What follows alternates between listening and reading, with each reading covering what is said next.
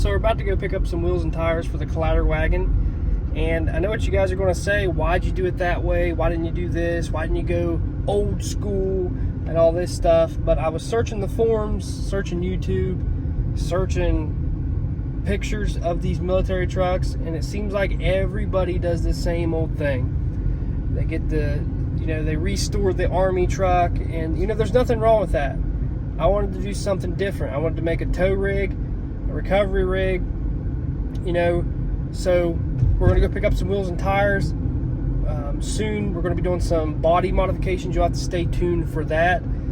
But as far as I'm concerned, this is the coolest M1008 on the internet right now.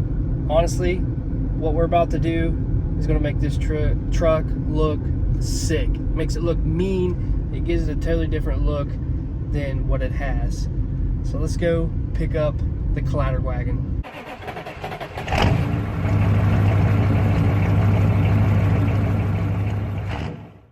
This is Clatter wagon. Started out as a regular K30 Chevy truck, aka D30, and the military got it and made it a M1008.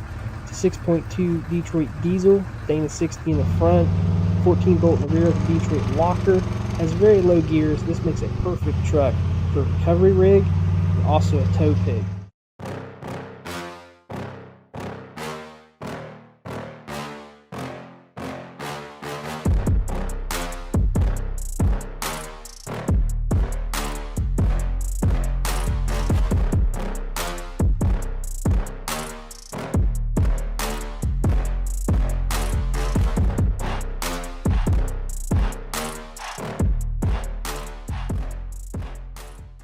I think this thing looks sick. I think it looks pretty rad. We went ahead and went with Moto Metal wheels, 20 by 12, -44 offset, wrapped with 33 Kenda cleaver RTs, and I think it really makes this truck look awesome. Now we got that out of the way, let's go and wire some stuff up on the old truck. This is what the internet says to use, so we're going to test that theory out and see how long it lasts for. Because the YouTube videos they show putting it on, and they don't even start the truck. It's like, oh yeah, it works good. So, I am going to be using this one, testing it out, but you want to go ahead and replace the starter relay, or the solenoid, because it can stick and cause your starter to stick.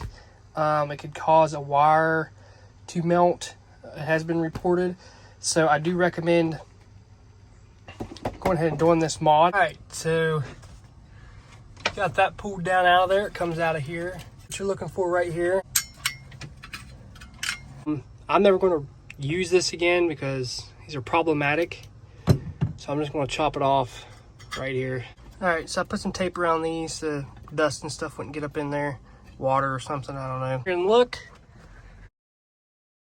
it ain't really going to touch anything.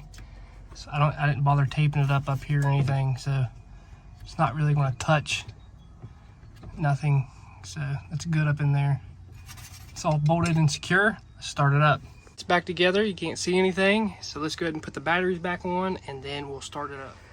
So here's the moment of truth.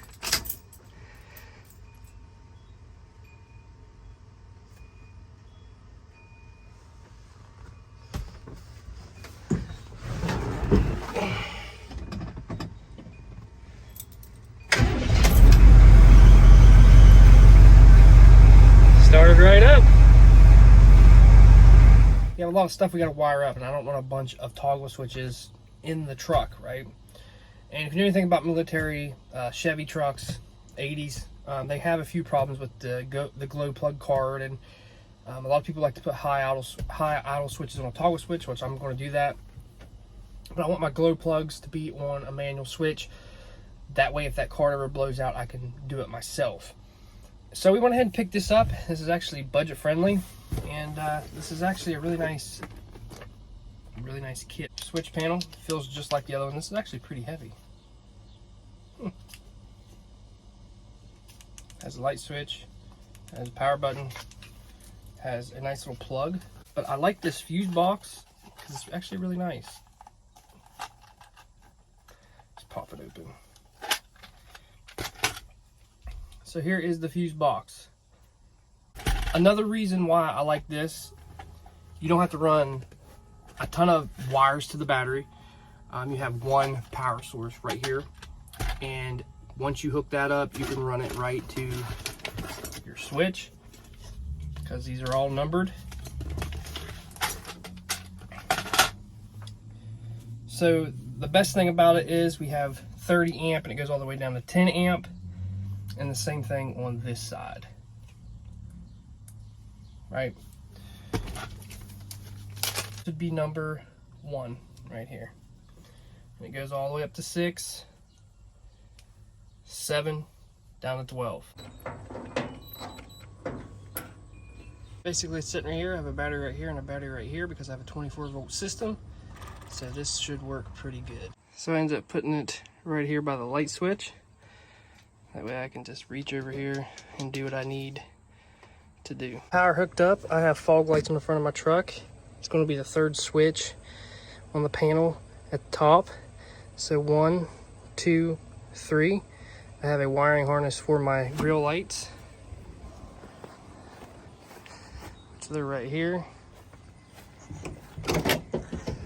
Alright, so I got everything hooked up. I'm going to use black marker and take out underglow because this is my glow plugs. This is my idle up switch. This is my grill lights. So you click it.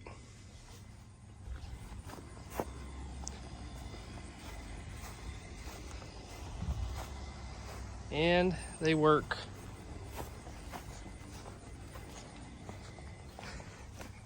You can click them off. This thing stays on.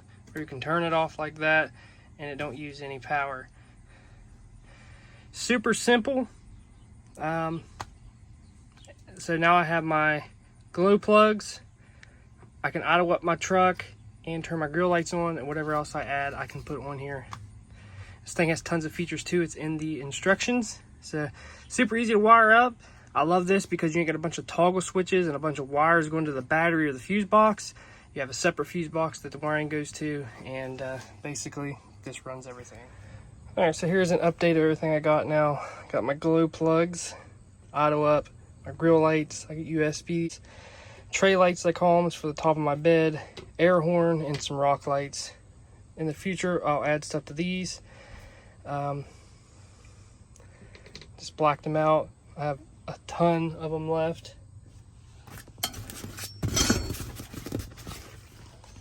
I have a ton of them left that I can still use, so this is how we're going to run it for now, but this thing works pretty good.